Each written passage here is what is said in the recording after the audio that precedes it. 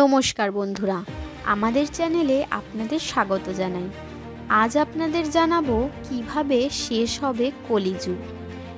তাই এই বিষয় জানতে ভিডিওটি বিস্তারিত পুরোটাই দেখবেন। তো চলুন ভিডিওটি শুরু করা যাক। দৈবিক শক্তির কাছে আমরা চিরকাল অসহায়। কখনো ভালো সময় আর কখনো খারাপ সময়, কোনোটাই আমাদের হাতে থাকে না।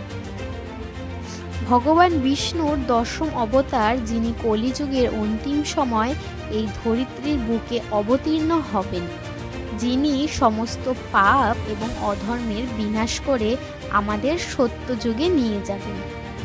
কিন্তু আমাদের মনে একটি প্রশ্ন জাগে যে ত্রেতা যুগে রাবণ যেভাবে অন্যায় করত, এরপর দাপর যুগে কংসের অধর্ম, তাহলে কলিযুগের সবচেয়ে বড় অধর্মী কে হবেন?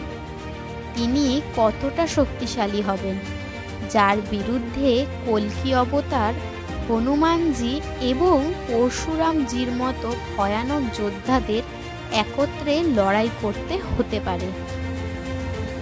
আজকে আমাদের আলোচ্য বিষয়, কল্কি দেবের প্রধান শত্রু কে হবেন। কলিযুগের শেষে কল্কি দেব অবতীর্ণ হবেন এই পৃথিবীতে। এই শেষ অবতারটি সবচেয়ে বেশি বিধ্বংসী হবেন। ভগবান বিষ্ণুর 9টি অবতার অধর্মে শেষ করে জীবজগৎকে শিক্ষা দেওয়ার জন্য অবতীর্ণ হয়েছিলেন। তবে কল্কি অবতার কেবলমাত্র ভয়ানক শক্তি দিয়ে ধ্বংস করতে আসবেন। তবে হিন্দু ধর্মে কল্কি অবতার কেবল একাই নন, সমস্ত চিরঞ্জীবী তাকে সমর্থন করবেন।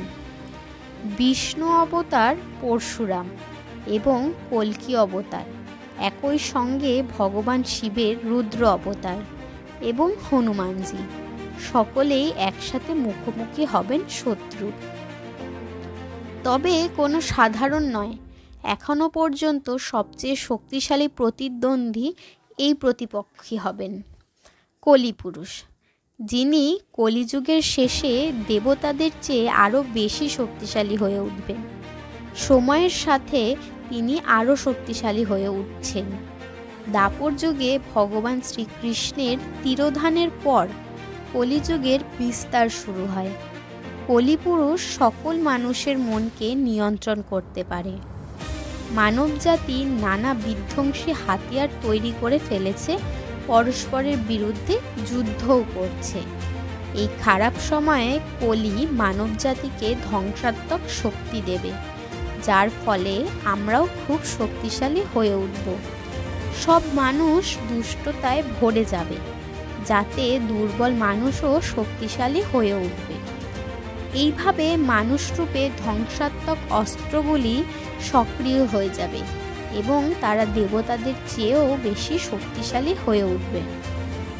ততক্ষণে কলিপুরুষও বিধ্বংসী আকার ধারণ করবে এবং এই পর্যায়ে তার শক্তিও অন্য মাত্রায় চলে যাবে।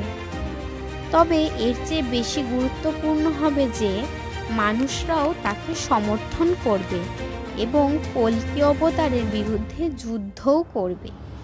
এভাবেই কল্কি অবতার এবং হিন্দু ধর্মের চিরঞ্জীবীগণ কলিপুরুষের বিরুদ্ধে তীব্র যুদ্ধ করবেন, যার মধ্যে চরম শক্তিশালী মানুষও কল্কি অবতারের শক্তির সাথে প্রতিযোগিতা করবে। কেবলমাত্র কিছু মানুষ ভগবানকে চিহ্নিত করতে সক্ষম হবে এবং এই ধ্বংস থেকে রক্ষা পাবে।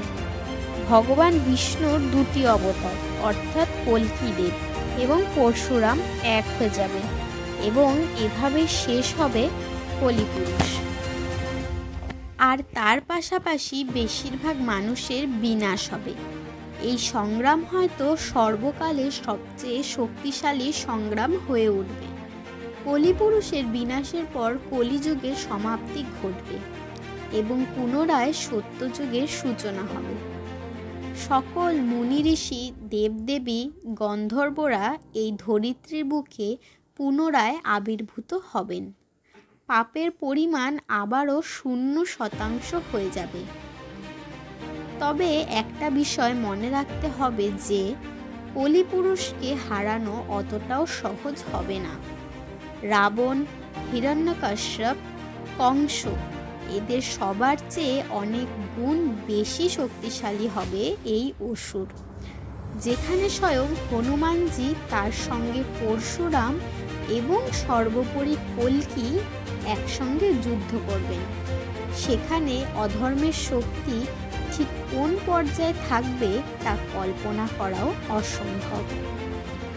কল্কি অবতারের জন্ম বৃত্তান্ত এবং বিভিন্ন কাহিনী কল্কি পুরাণে বর্ণিত রয়েছে, তবে তা স্বচক্ষে দেখা যাবে একমাত্র সঠিক সময় আসলেই।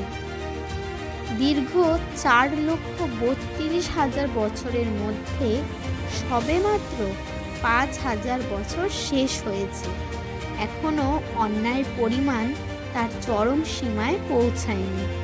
দেখার বিষয় যে ভবিষ্যতে কি ঘটে এবং এভাবে শেষ হবে আমাদের কলিযুগ। তো বন্ধুরা, আজকের ভিডিও এতটাই। ভিডিওটি কেমন লাগলো আপনারা অবশ্যই জানাবেন। ভালো লাগলে লাইক, কমেন্ট, শেয়ার, সাবস্ক্রাইব করে দেবেন। দেখা হবে আপনাদের সাথে আরও অন্য কিছু অজানা তথ্য নিয়ে এবং নতুন ভিডিও নিয়ে। নমস্কার।